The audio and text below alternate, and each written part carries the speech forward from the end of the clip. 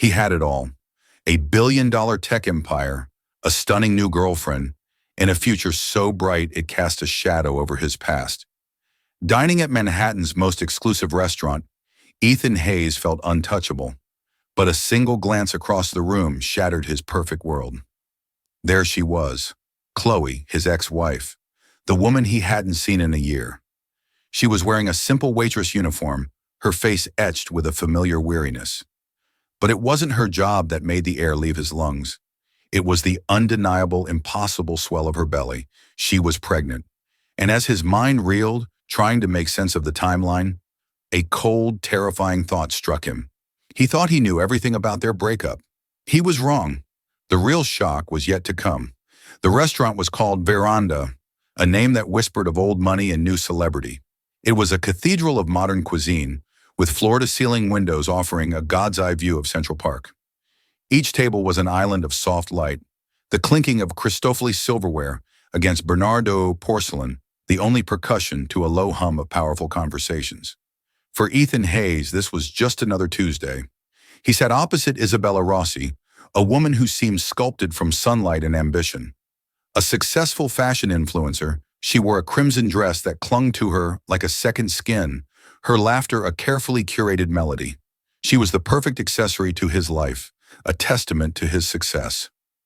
"Darling, you haven't heard a word I've said," Isabella chided, her voice a playful pout. She tapped a perfectly manicured nail on her champagne flute. "I was telling you about the Milan trip. Donatella herself wants to meet." Ethan forced a smile, his mind pulling itself back from a spreadsheet of quarterly earnings. "That's incredible, Izzy. Truly. We'll celebrate." He raised his own glass, the crystal cool against his skin. He was 34 years old and the CEO of Nexus Dynamics, a software company that had revolutionized data security. He had a penthouse on Park Avenue, a garage full of cars he barely drove, and a life designed to be envied. He had everything he had ever worked for. His gaze drifted from Isabella, sweeping across the opulent room. It was a habit, a constant scan for competitors, for investors, for opportunities. But his eyes didn't land on a rival CEO or a venture capitalist. They landed on a ghost. She was clearing a table near the service entrance, her back to him. But he knew that posture, the slight curve of her spine, the way she tucked a stray strand of honey blonde hair behind her ear. His heart hammered against his ribs, a frantic, painful rhythm. Then she turned, and the breath caught in his throat. Chloe, his ex-wife. She wore the standard veranda uniform, a crisp black shirt, black trousers, and a simple apron. It was a world away from the designer dresses he'd once bought her, dresses she wore to galas on his arm, her smile always a little strained under the bright lights. Her face was thinner, etched with a tiredness he recognized from the final, agonizing months of their marriage.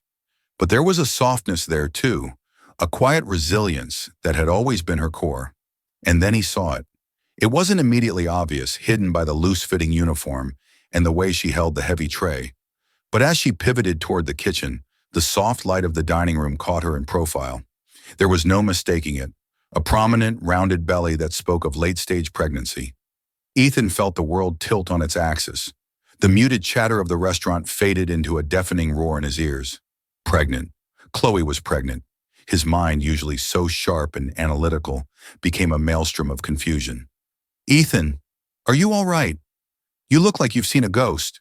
Isabella's voice cut through the fog, laced with a new edge of concern, or perhaps irritation. He couldn't tear his eyes away. Chloe disappeared through the swinging kitchen doors. He stared at the spot where she had been, his champagne glass frozen halfway to his lips.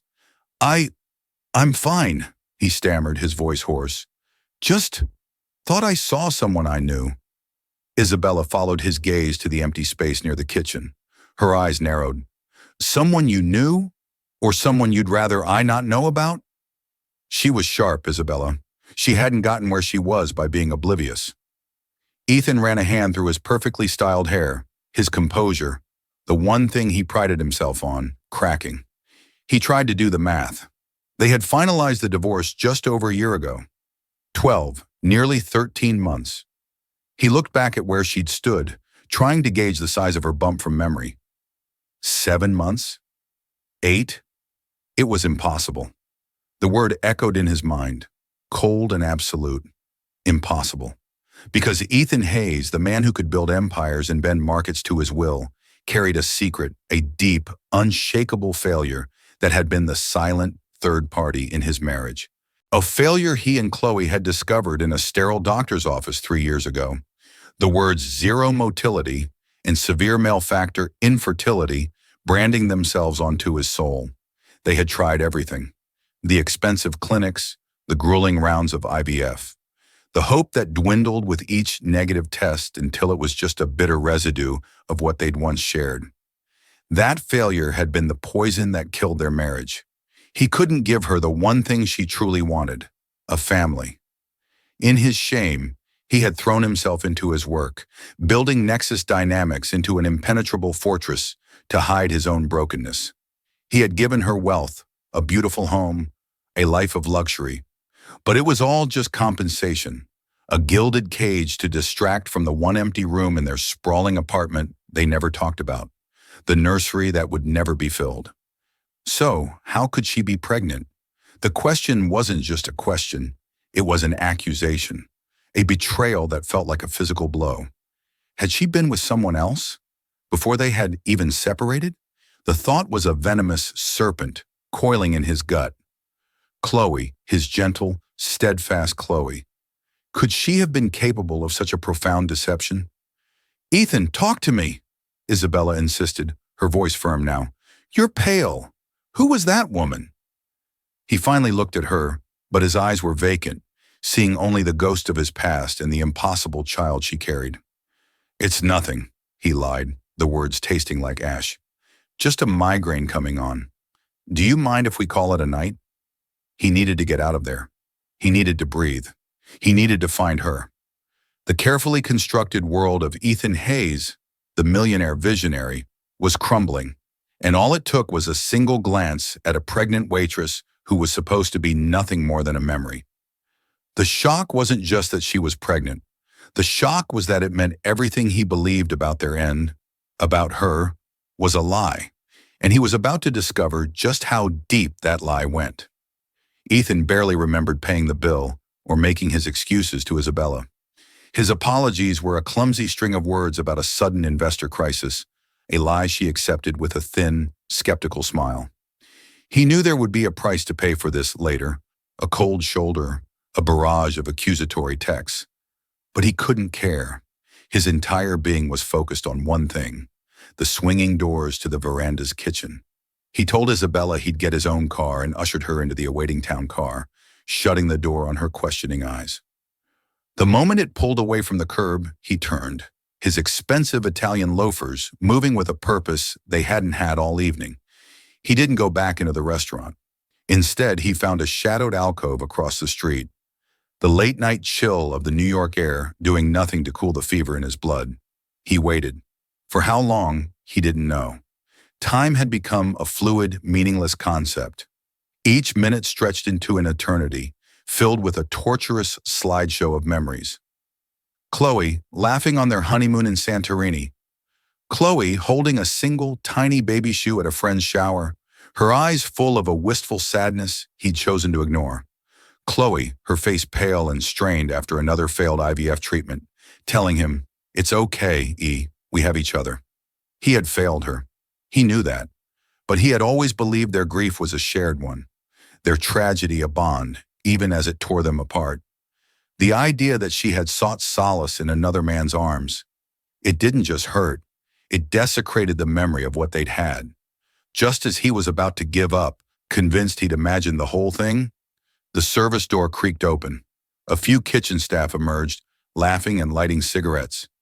And then, there she was.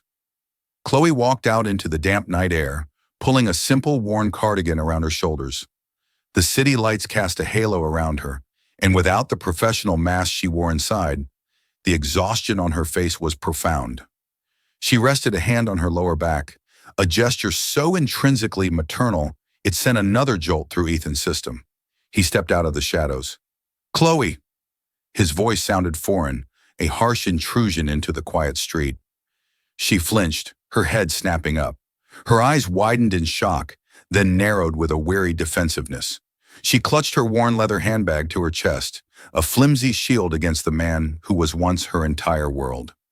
"Ethan," she said, her voice quiet but steady, "what are you doing here?" "I saw you inside," he said, taking a step closer. The streetlights illuminated the full curve of her stomach. There was no hiding it now. It was real. I had to talk to you." A light drizzle began to fall, speckling the shoulders of his $1,000 suit. Chloe didn't seem to notice. "There's nothing to talk about, Ethan. We said everything a year ago." "Did we?" His voice was raw. "Did we really say everything? Because I feel like there was a rather significant omission," he just stated vaguely, helplessly, towards her midsection. Chloe's gaze dropped. She wrapped her arms around her belly in a protective embrace. The gesture was instinctual, and it pierced Ethan more than any angry words could have. "This has nothing to do with you," she stated, her voice losing its steadiness, a tremor of emotion running through it. "Nothing to do with me?" he repeated, a bitter laugh escaping his lips. "Chloe, look at me. We were married for 7 years. We tried for a baby for 3 of them. We went through hell. And now, a year after we split, you're pregnant. You can't stand there and tell me it has nothing to do with me." The rain was coming down harder now, plastering his hair to his forehead. Chloe just stood there, letting the rain fall on her, as if she deserved the cold. "Please, just go," she whispered.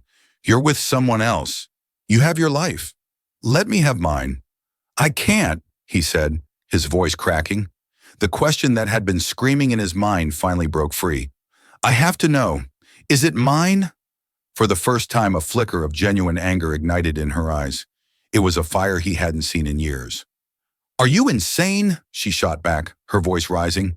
"How could you even ask me that? How dare you?" "How?" he practically shouted, taking another step until he was only a few feet from her. "Because the timeline makes no sense. Unless you were seeing someone before we—" "Stop!" she cut him off, her voice like ice. "Don't you dare finish that sentence. Don't you dare try to paint me as the villain in a story you destroyed." The raw pain in her voice silenced him. He saw then that this wasn't the righteous anger of someone caught in a lie. It was the deep, wounded cry of someone who had been hurt beyond measure. She looked at him, and the anger in her eyes dissolved into a profound, heartbreaking sadness. "You know it can't be yours, Ethan," she said, her voice dropping to a near whisper, heavy with the weight of their shared history. "You, of all people, know that." And with that, she turned and walked away, her steps quickening as she disappeared into the rainy darkness, leaving him standing alone on the slick pavement.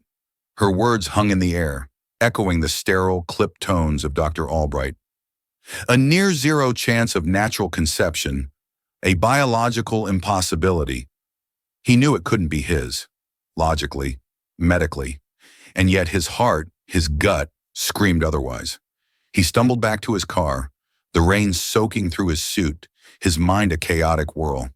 He drove on autopilot, the gleaming skyscrapers of the city blurring into streaks of indifferent light. He ended up not at his pristine Park Avenue penthouse, but at his office. The headquarters of Nexus Dynamics was a sleek glass tower, silent and empty at this hour. He walked through the deserted floors, the only sound the soft tap of his shoes on the polished concrete. He stood before the massive window in his corner office. The same view as the restaurant, but from higher up. He was king of the city, a master of his universe, but he felt utterly powerless. Chloe's words replayed in his mind. "You know it can't be yours."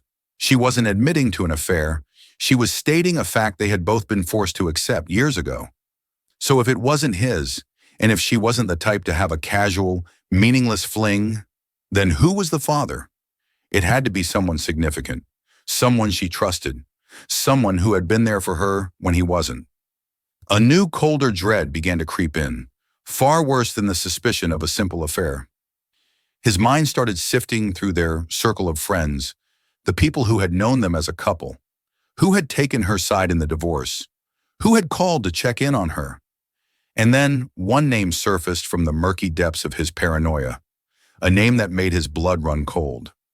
Mark Dawson, his best friend, his business partner, the co-founder of Nexus Dynamics, the man who had been the best man at his wedding, Mark, who had always had a soft spot for Chloe, Mark, who had told him he was a fool for letting her go, Mark, who had mentioned just last week that he'd helped Chloe move some furniture into her new apartment. The thought was vile, a betrayal of such epic proportions it seemed impossible. But in the landscape of the impossible that his night had become, it felt terrifyingly plausible. He had lost his wife because he couldn't give her a child. Had his best friend stepped in to give her both?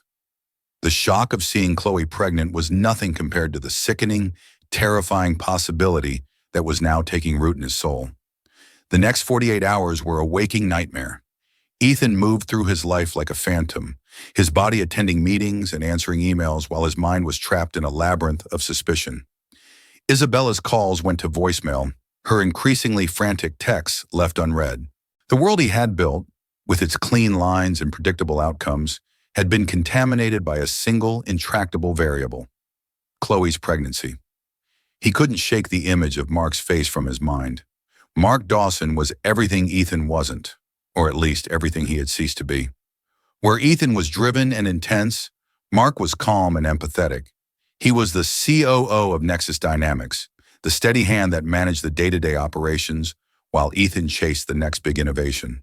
They were a perfect team, two sides of the same coin, or so he had thought. Now every past interaction was re-examined through a new poisoned lens. Mark's gentle defense of Chloe during their divorce. "She's a good person, Ethan. She just needed more from you," no longer sounded like friendly advice. It sounded like a confession.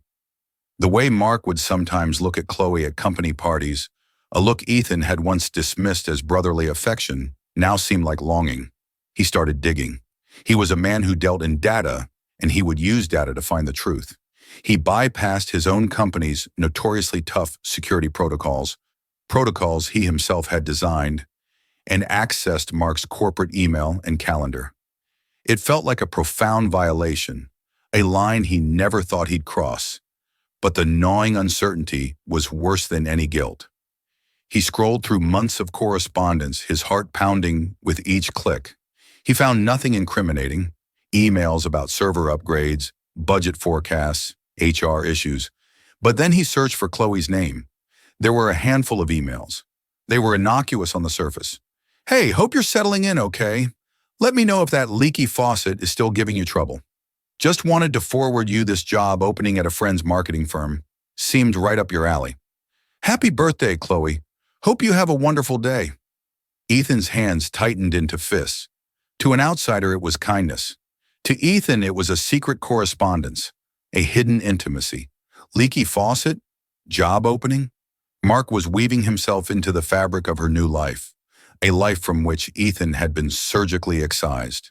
The final piece of his self-constructed puzzle clicked into place when he checked Mark's calendar archives. He went back 9 months. His eyes scanned the entries: board meeting, investor call, dentist. And then he saw it. An entry from a Thursday afternoon, simply marked, "Personal appointment, CPW, Central Park West." The address was only a few blocks from the fertility clinic they had used, Dr. Albright's clinic. It was circumstantial. It was insane. But for Ethan, it was proof. A tidal wave of rage and betrayal crashed over him, so potent it made him physically sick. He stumbled to the private bathroom in his office and retched, the bitterness in his throat a pale imitation of the bitterness in his soul. He couldn't wait. He couldn't sit on this. He stormed out of his office, past his startled assistant, and strode towards Mark's office at the other end of the floor. He didn't knock. He threw the glass door open with such force that it slammed against the wall, startling Mark, who was on the phone. Mark looked up, his eyes wide with surprise. "Ethan! What the—" He quickly ended his call. "I'll call you back," he said, his gaze fixed on Ethan's thunderous expression. "What's wrong? You look like hell." "I know," Ethan snarled, his voice a low, dangerous growl. He stalked towards the desk, planting his hands firmly on its polished surface and leaning in, invading Mark's space. "I know about you and Chloe." Mark's expression shifted from surprise to utter confusion. "What are you talking about? You and Chloe? There is no you and Chloe. Don't play dumb with me. Ethan's voice boomed through the office, a raw, wounded sound. I saw her, Mark. She's pregnant.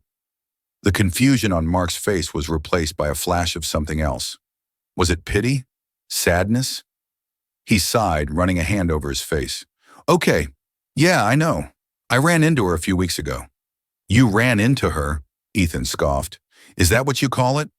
Or was it during one of your personal appointments near Central Park West? Helping her with her leaky faucet? Mark stood up, his affable demeanor gone, replaced by a steely defensiveness. You've been spying on me? You went through my emails? After 10 years of partnership, of friendship? That's what you do? Friendship? Ethan laughed, a harsh, broken sound.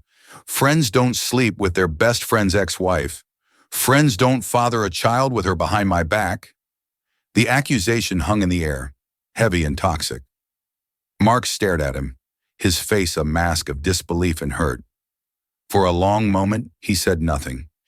Then he shook his head slowly, a look of profound disappointment in his eyes. You're a fool, Ethan, he said, his voice quiet but sharp as a razor. You're a brilliant, paranoid, self-absorbed fool. Is that a denial? Ethan challenged, his body thrumming with adrenaline. Of course it's a denial, Mark shouted, his own control finally snapping. God, I can't believe I even have to say this.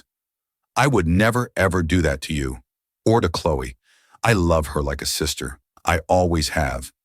I was helping her because her husband, my best friend, buried himself in work and left her completely alone. I was trying to be the friend you stopped being. The words hit Ethan like a physical blow, but his suspicion was a fortress. The baby, Mark. Whose baby is it? Mark's anger seemed to deflate, replaced by that same infuriating pity. He looked away towards the window, as if gathering his thoughts. It's not my place to say, Ethan. It's her story to tell. So you do know, Ethan pounced on the admission. I know what she's been through, Mark corrected him, his voice tired. I know how much pain you caused her, pain you were too busy counting your money to even notice. He turned back, his gaze locking with Ethan's. You want to lead? You want something to obsess over? Fine. Stop thinking about me. Stop thinking about some imaginary affair. Instead, try to remember the last few weeks before she left. Try to remember what she was fighting for, what you were so quick to dismiss. He paused, letting the words sink in. Think about that last appointment at the clinic, Ethan. The one you barely showed up for. The one you called a waste of time. With that, Mark sat back down in his chair, turning pointedly to his computer, the conversation over. Ethan stood frozen in the middle of the room. The last appointment, the words echoed in the sudden silence. He had a vague, hazy memory of it. Chloe had been talking about some new procedure, some experimental long shot. He'd been in the middle of a hostile takeover bid for a rival company, working 20-hour days. He remembered being on the phone in the waiting room, annoyed at the interruption. He'd signed a consent form she'd pushed in front of him without even reading it, his mind on closing the deal. He'd dismissed it all as another desperate, futile attempt, another failure. Think about that last appointment. A new kind of dread, colder and more terrifying than betrayal, began to seep into his veins. It wasn't the scent of betrayal he had been chasing. It was the stench of his own colossal, unforgivable negligence. He turned and walked out of Mark's office, not in a rage, but in a daze.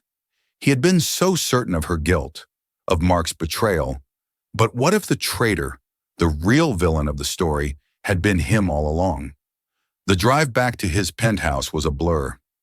Mark's words, think about that last appointment, were a relentless drumbeat against the inside of his skull. The city lights, usually a symbol of his triumph, now seemed to mock him, illuminating a path of profound personal failure. He had built an empire of data, of absolute certainties, yet his own life was a black hole of ignorance. He bypassed the grand living area, with its sterile white furniture and art gallery coldness, and went straight to his home office. This was his sanctum, a room where the world could be controlled, ordered, and understood through screens and code. But tonight, the order felt like a lie. He powered up his personal laptop, his fingers flying across the keyboard. He started with his digital archives, a meticulously organized cloud storage system that held every document from the last decade. He searched for Dr. Albright's name, for the clinic's name, for IVF. He was flooded with files, invoices for astronomical sums, clinical summaries filled with dispiriting jargon, email chains with nurses. It was a digital monument to their failure. He filtered the results by date, scrolling back to the tumultuous weeks before Chloe had moved out. He remembered the arguments, the long silences, the feeling of two people drifting apart in the same space. He had seen it as the natural end, the final exhausted collapse of a relationship that had run its course. He'd never once considered that for her. It might have been something else entirely. And then he found it. It was an email from Chloe, sent 13 months ago. The subject line was simple. One last try. His heart stopped. He clicked it open. I know you're busy, but I need you to read this. Dr. Albright called. There's a new procedure they're having success with in Europe. It's called IMSI, intracytoplasmic morphologically selected sperm injection. It's a long shot, even more so for us, but she says it bypasses some of the issues we've had. It's a much higher magnification selection process. They have a trial slot open next week. I know what you're going to say, that we should just stop, that it's more money and more heartbreak. But Ethan, I can't close this door without knowing we tried everything. Everything. Please, just this one last time. I've attached the consent forms. We both need to sign. Chloe. He stared at the words and a cold sweat broke out on his brow. He remembered the email now. He had skimmed it between frantic calls about the Nexus takeover. He had seen long shot and trial, and his cynical, exhausted mind had translated it to false hope and waste of money. He remembered her approaching him that evening, her face anxious and hopeful, holding out the forms on a clipboard. He had been on a conference call, pacing the living room. He had waved her off, then, irritated, had grabbed the pen, scrawled his signature on the line she pointed to without breaking stride and handed it back, his attention already back on the call. He hadn't even looked at her. He clicked open the attached PDF. There it was, the consent form for the IMSA procedure. And at the bottom, two signatures, hers neat and hopeful, and his, a rushed, jagged slash of ink. A signature given without thought, without care, without an ounce of the love that had started their journey. The date on the form was exactly 13 months ago. The procedure would have taken place a week later. A standard pregnancy is 40 weeks. Just over 9 months. If it had worked, if that 1 in a million shot had actually hit its mark, the timeline was perfect.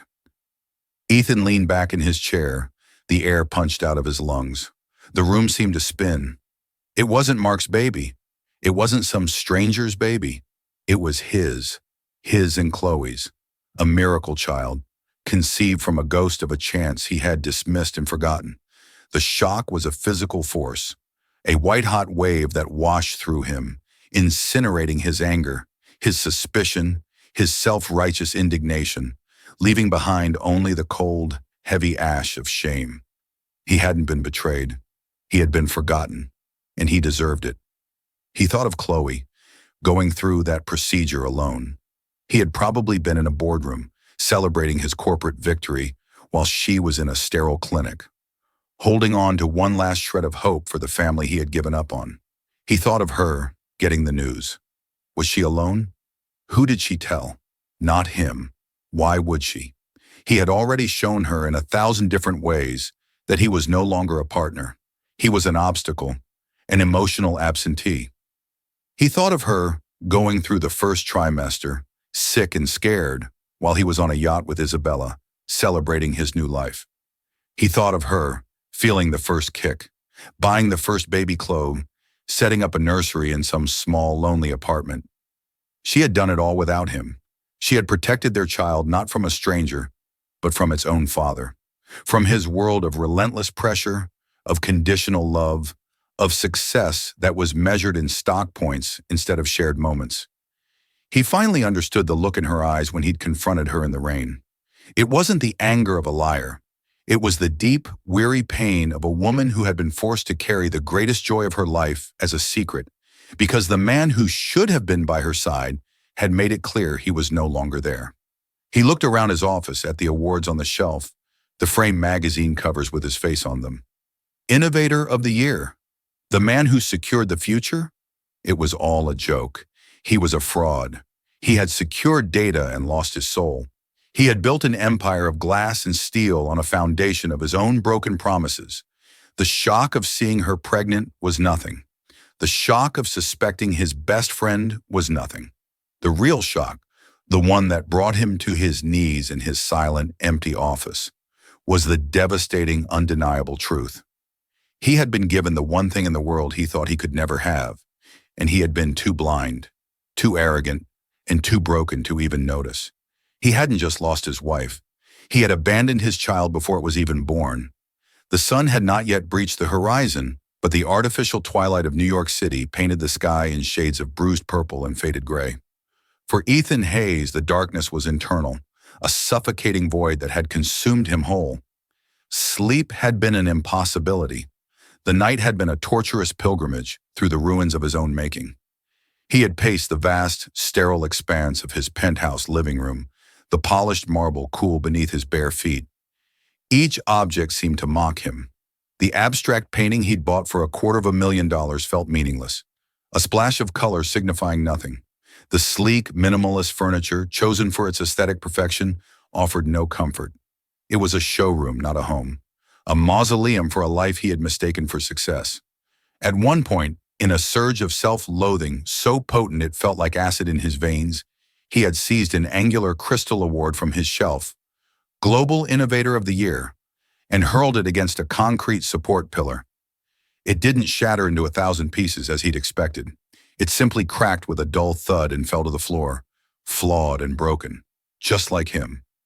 The metaphor was so crude, so obvious, that a dry, humorless sob escaped his lips. His mind, a relentless engine of analysis, had replayed the last 13 months with excruciating clarity. While he was closing the RedSec acquisition, the deal that cemented his legacy, Chloe was undergoing a deeply personal and physically demanding medical procedure.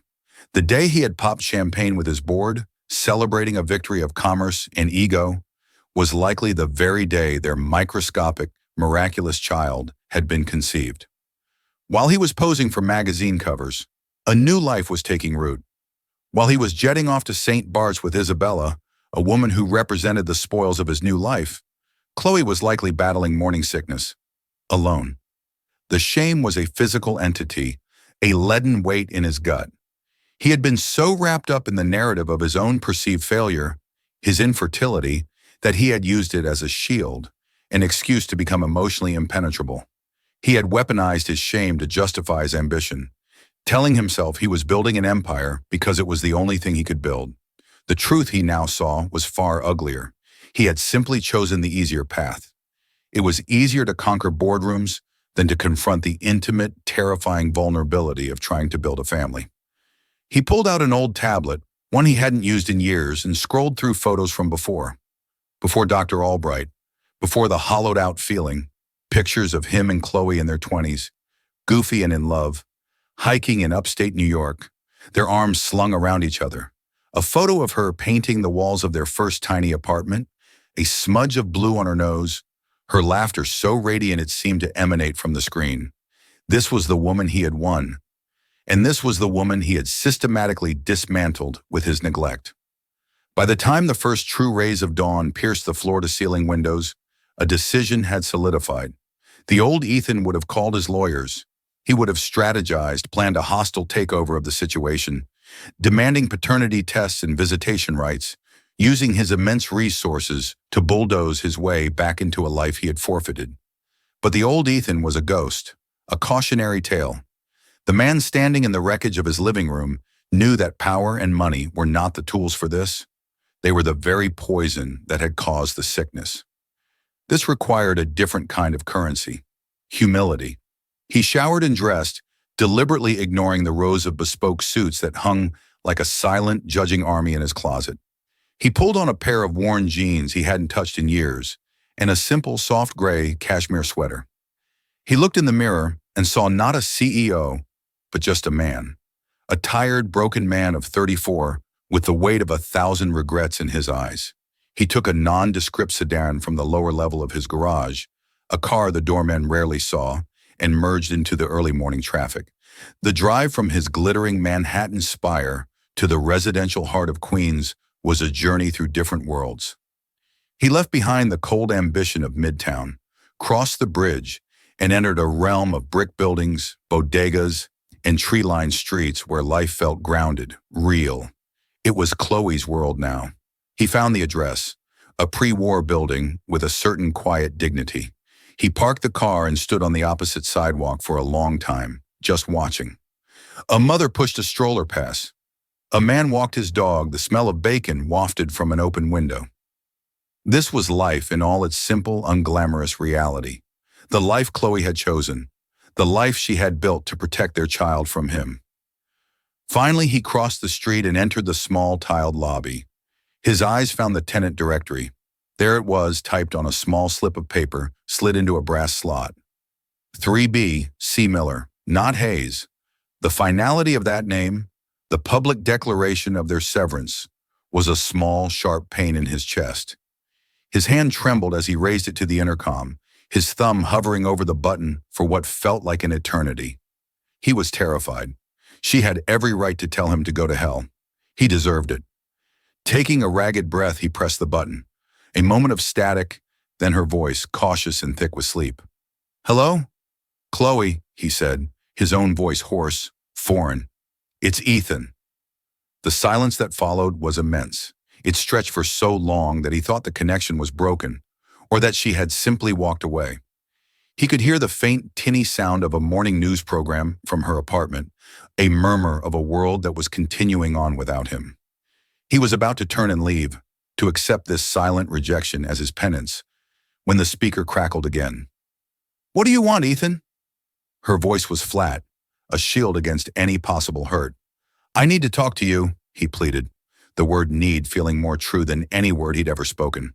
"Please, just for 5 minutes. I'm not here to argue or demand anything. I just need to say something. I'll leave right after, I swear it." He waited, his entire future seeming to hang in the balance of her decision. Then a sharp, jarring buzz echoed in the small lobby. The lock on the main door had been released. He pushed it open and took the stairs, his heart hammering against his ribs with each step. Her apartment door at the end of the hall was slightly ajar. He nudged it open and stepped inside. The warmth of the place enveloped him instantly. It smelled of lemon polish, old books, and cinnamon. Sunlight streamed through the windows, catching the dust motes as they danced lazily in the air. It wasn't decorated so much as it was lived in. A worn, comfortable armchair was draped with a colorful, hand-knitted blanket. Books were stacked on every available surface, and framed photos of friends and family smiled from a side table.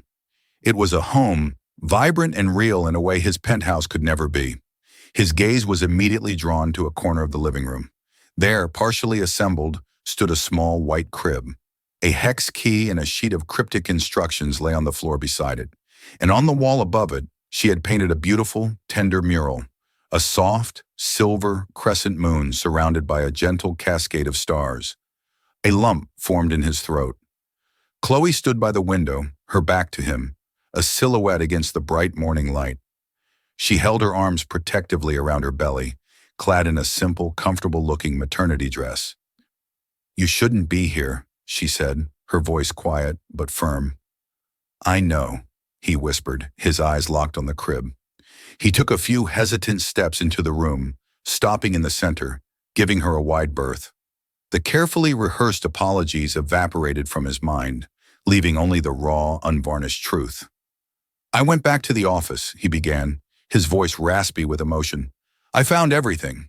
The email you sent, the one about the IMSI procedure, the consent forms." He took a shaky breath. "I remember it now, Chloe. I remember it all. I was on a conference call, pacing the living room like a caged animal, furious about some detail in the RedSec contract. I remember you approaching me, your face so full of hope, and I waved you away. I signed my name on that line without even reading the words, without even looking at your face. My signature was just another task to be completed so I could get back to what I thought was important." He paused, the shame of the memory threatening to choke him. "I closed that deal. I was lauded as a genius. And I didn't even have the decency to be present for the single most important moment of our lives. I didn't just dismiss the procedure, Chloe. I dismissed you. I dismissed us. A small, choked sound escaped her throat. She finally turned to face him, her beautiful face pale, her eyes shimmering with unshed tears, a fortress of pain and resilience. Why? He asked, the question not an accusation, but a desperate, broken plea. When you got the news, the good news, why didn't you tell me? Tell you, she shot back, a tremor of long-suppressed anger in her voice. Tell the man who called our last hope a waste of time? Tell the man who was on the cover of Forbes, grinning like he'd conquered the world? When, Ethan? Should I have called you in St. Bart's? I saw the pictures online. You and her. You looked so happy, so unburdened. What was I supposed to do? Send a text? Hey, remember that miracle baby you never thought you could have? Well, he's on his way. Hope you and the model are enjoying the beach. Each word was a perfectly aimed dart, and he let them hit him. He deserved every ounce of her fury. I was scared, she confessed, her anger deflating into a whisper of raw vulnerability. I was terrified, because I knew you. I knew what would happen. You would have taken over. It wouldn't have been our joy. It would have been your new project. You would have hired the best doctors, the best nutritionists, the best neonatal specialists. You would have bought a new, bigger apartment, designed the perfect nursery. This child, our baby, would have become another acquisition, another asset to be managed and perfected. I couldn't let that happen.